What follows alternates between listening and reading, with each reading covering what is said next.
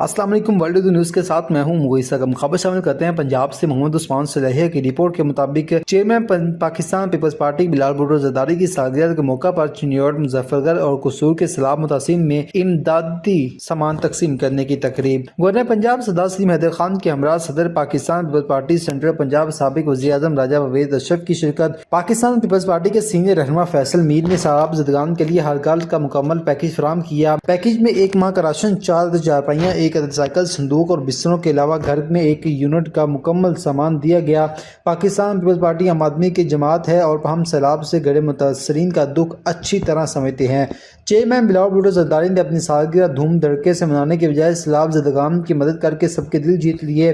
یہ ایک انقلابی قدم ہے جو قابل ستائش ہے۔ جہلم، چکوال، مظفر گڑھ، علی پور اور جلال پور کے علاقوں کو دوران کے سیلاب زدگان کو دیکھ کر بہت دکھ ہوا۔ مخیہ اعضاء سے اپیل ہے کہ آگے بڑھ کر آفت میں گھرے ہوئے لوگوں کا ہاتھ تھام لیں۔